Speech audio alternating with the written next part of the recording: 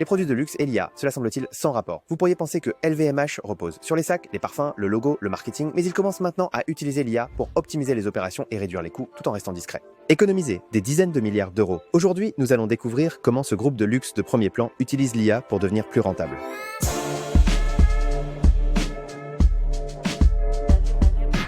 Tout d'abord, les magasins. Lorsque vous entrez dans votre magasin LV ou Tiffany, vous remarquerez que le vendeur parle de manière très professionnelle. C'est parce qu'il est aidé par un système appelé Maya.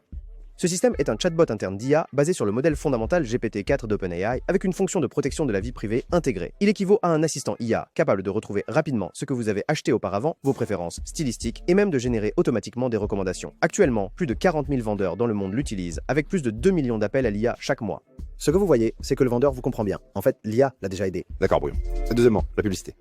Il fallait autrefois dépenser des dizaines de milliers, voire des centaines de milliers, pour réaliser une grande production, nécessitant un lieu, des mannequins, des photographes, etc. Mais maintenant, LVMH dispose d'une usine d'IA en interne, qui confie en masse les images publicitaires et les photos de produits à l'IA. Certaines images de produits Dior ou Sephora sont synthétisées par l'IA avec des arrière-plans qui peuvent être changés en temps réel, réduisant ainsi les coûts de 30% et accélérant la mise en ligne de 50%.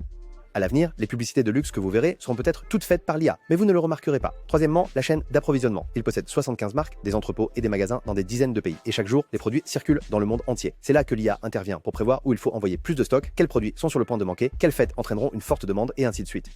Derrière cela se trouve un système de gestion AI complet, combiné avec des plateformes comme SAP et Azure. Avec ce système, le temps de rotation des stocks en entrepôt a été réduit de 7 jours, et avec un réapprovisionnement plus précis, cela a permis d'économiser beaucoup sur les coûts des invendus. Quatrièmement, la collaboration entre l'IA et l'humain. LVMH utilise l'IA non pas pour réduire les effectifs, mais pour permettre aux gens d'être plus humains. Avec l'IA, leurs vendeurs peuvent se concentrer moins sur des tâches comme se souvenir de qui a acheté quoi et davantage sur des discussions intéressantes, sur des suggestions de style ou des histoires de collections limitées, ce qui est l'essence même du service de luxe. Donc, cette évolution n'est pas l'IA remplaçant l'humain, mais l'IA renforçant l'humain.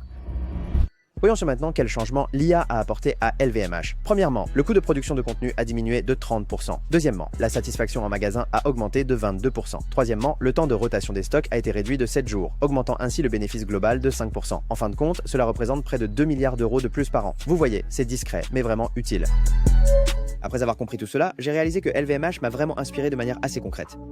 Ne vous précipitez pas à chercher à ce que l'IA bouleverse le monde. Regardez d'abord si elle peut nous aider à optimiser les processus et à réduire le gaspillage. Plutôt que de se lancer directement dans de grands modèles et des démonstrations techniques, il vaut mieux utiliser des systèmes matures pour gérer ces étapes répétitives et coûteuses. Laissez l'IA faire ce que les gens ne veulent pas faire mais doivent faire et laissez les gens faire ce qu'ils font bien. Je pense que c'est ainsi que l'IA est vraiment utile dans le commerce.